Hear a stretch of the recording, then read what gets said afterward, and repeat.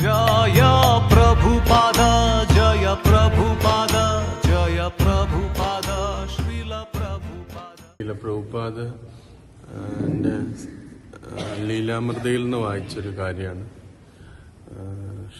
Volume 7 അതിൽ ഗുരുദാസ് പ്രഭു പറയുന്നൊരു കാര്യമാണ്. പ്രഭുപാദ് ബോംബെയിൽ പന്തൽ പ്രോഗ്രാം നടത്തിയിരിക്കുന്ന സമയത്ത് ഒരു വേളയിൽ പ്രഭുപാദിൻ്റെ ആ പന്തൽ പ്രോഗ്രാമിൻ്റെ ഗസ്റ്റായിട്ട് ഇന്ത്യയിലുള്ള അമേരിക്കൻ അംബാസിഡർ വന്നിട്ടുണ്ടായിരുന്നു സംസാരിക്കാനായിട്ട്. സംസാരിക്കുന്നതിന് മുമ്പ് കുറച്ചു നേരം അവർ ബാക്ക് ഡോറിലിരുന്ന് സംസാരിക്കുകയും ചെയ്തു പ്രഭുപാദ്. അപ്പം അദ്ദേഹം വളരെ ഓപ്പൺ മൈൻഡഡ് ആയിട്ടുള്ളൊരു വ്യക്തിയായിരുന്നു. പ്രഭുപാദ് പറയുന്നതൊക്കെ അദ്ദേഹം കേൾക്കുന്നുണ്ടായിരുന്നു. എന്നിട്ട് പിന്നെ അദ്ദേഹം പ്രസംഗമൊക്കെ കഴിഞ്ഞ് പോയി. പ്രഭുപാദ് ഒരു ദിവസം പറഞ്ഞു, ഇദ്ദേഹത്തിനെ ഒന്ന് നമുക്ക് നേരിട്ട് കാണണം എന്ന് പറഞ്ഞു. അദ്ദേഹത്തിൻ്റെ പേര് കീനത്ത് കേറ്റിംഗ് എന്ന് പറഞ്ഞ ഒരാളാണ്. അതെ, അമേരിക്കൻ അംബാസിഡർ ഇന്ത്യയിലേക്കുള്ള. അപ്പോൾ അദ്ദേഹത്തിനെ കാണാനായിട്ട് പറഞ്ഞു. അപ്പം ഗുരുദാസ് പ്രഭുവിന് നേരത്തെ ഇദ്ദേഹത്തിനെ അറിയാം. കാരണം അന്ന് ബംഗ്ലാദേശ് വിഭജന കാലമാണ്.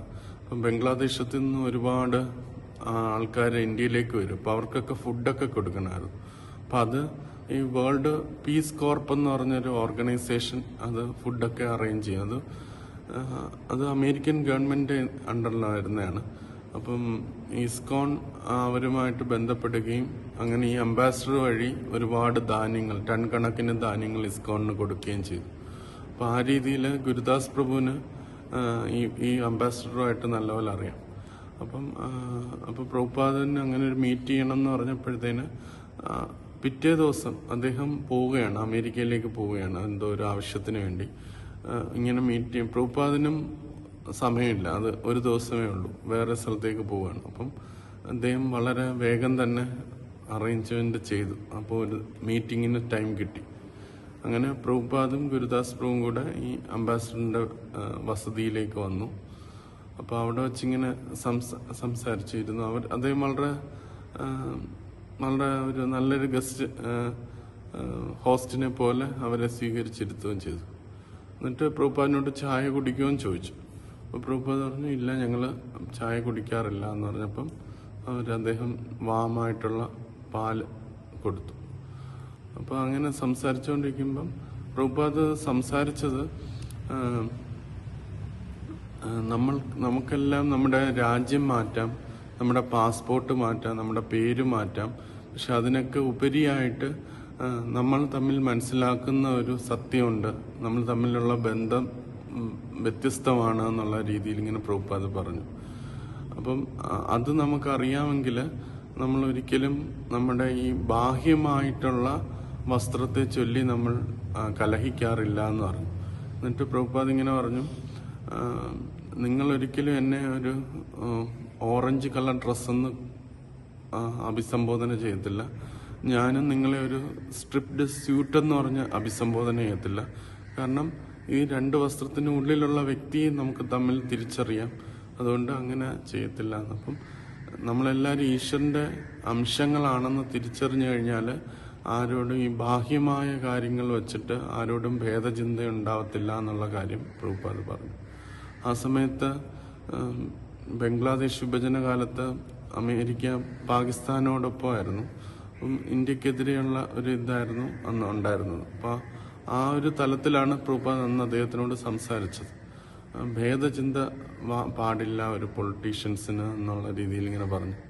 അപ്പം അദ്ദേഹം വളരെ താല്പര്യത്തോട് കേട്ടിരുന്നു. അപ്പോഴത്തെ അദ്ദേഹത്തിന്റെ സെക്രട്ടറി എന്ന് പറഞ്ഞു, അദ്ദേഹത്തിന് അടുത്ത മീറ്റിങ്ങിന് സമയമായി എന്ന് പറഞ്ഞു. അപ്പോൾ അദ്ദേഹം പറഞ്ഞു, ഞാൻ ഈ സ്പിരിച്വൽ കാര്യത്തിൽ നിന്ന് ഭൗതിക കാര്യത്തിലേക്ക് വരികയാണ്, എനിക്കൊരു മീറ്റിങ്ങിന് പോകണം എന്ന് പറഞ്ഞു. അപ്പം പ്രഭുപാദും പറഞ്ഞു, ഞാനും ഈ സ്പിരിച്വൽ കാര്യത്തിൽ നിന്ന് താഴേക്ക് ഒരു ഭൗതിക കാര്യത്തിലേക്ക് വരികയാണ്, എനിക്ക് നിങ്ങളുടെ പ്രസിഡന്റിനെ കാണണം. നിങ്ങളുടെ അന്ന് നിക്സൺ എന്നാണ് അമേരിക്കൻ പ്രസിഡന്റിന്റെ പേര്, അദ്ദേഹത്തിനെ കാണണം എന്ന് പ്രഭുപാദ് പറഞ്ഞു. അപ്പം ആ സമയത്ത് ഇന്ത്യയോട് എതിർപ്പുള്ള ഒരു സമയമായിരുന്നു അമേരിക്കയ്ക്ക്.